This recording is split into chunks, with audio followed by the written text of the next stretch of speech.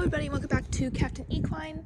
So today we are going to be looking at parts of a saddle. So we're going to walk right on over to my little demonstration spot or whatever. It's also going to have the blanket added on, so that's going to be a part of it. But this is my saddle.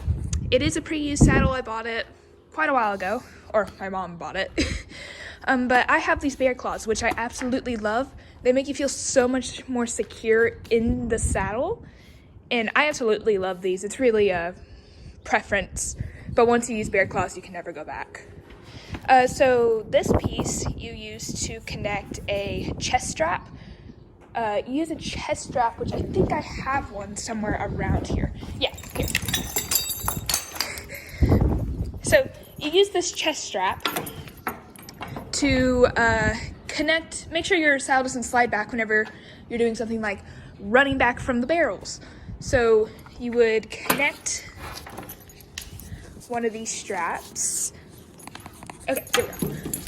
You would connect this strap here, and then there's a matching one over here.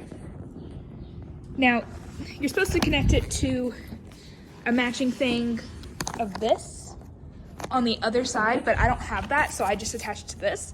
I don't actually know what that's for, but that's how I use it personally. So this is a saddle horn. This is a bear racing saddle, so it's a smaller one than a roping saddle. Do I have a roping saddle? Yes, I do. So this is a roping saddle horn. It's a little bit of a smaller one as well. I've seen some really big ones, but you can see the difference in between the two is that this one's much thinner and this one's rounder to put a rope around, while on the other hand, this is for your hand.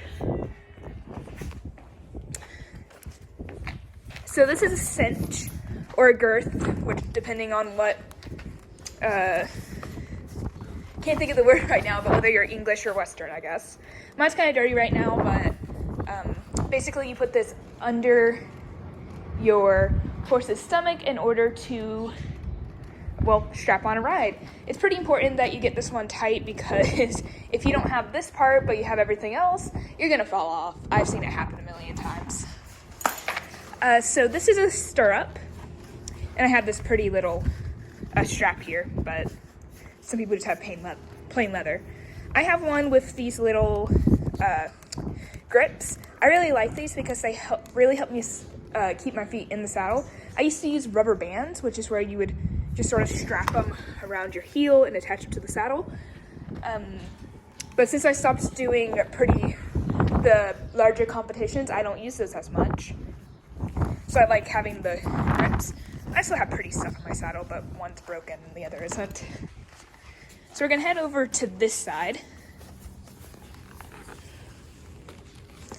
So this is how you adjust your stirrup.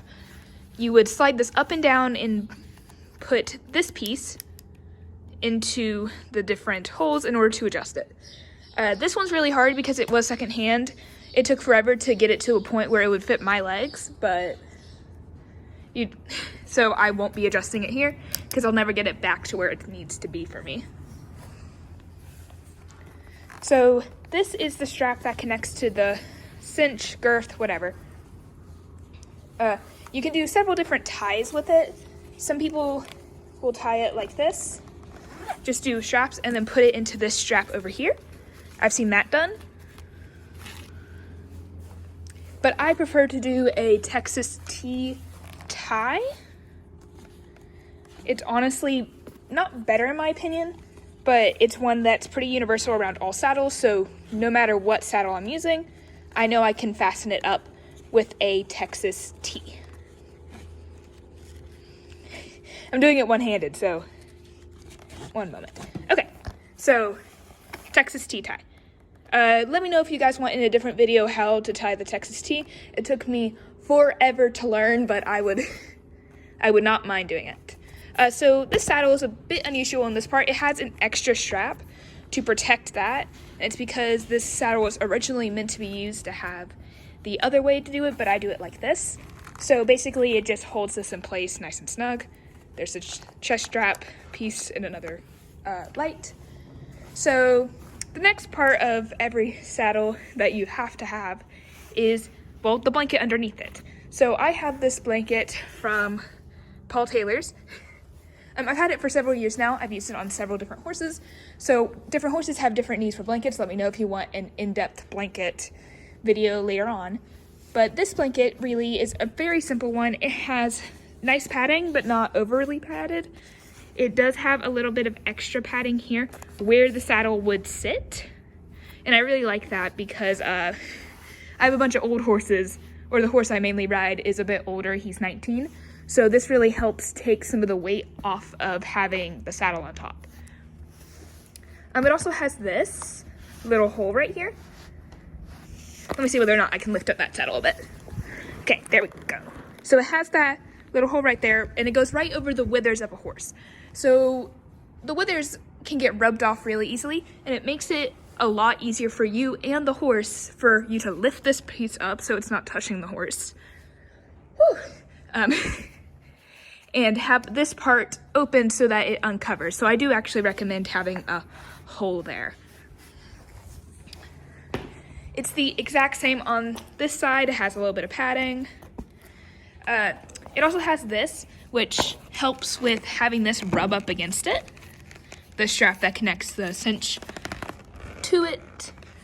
This side also has a little extra flap to protect the rope underneath. So that's really it on the basics of a saddle. This is my personal saddle. Let me know if you want to see any of the other saddles explained. I don't have an English saddle though, so bad luck on that one. Hi, chick. So let me know if y'all want to see anything else. Bye.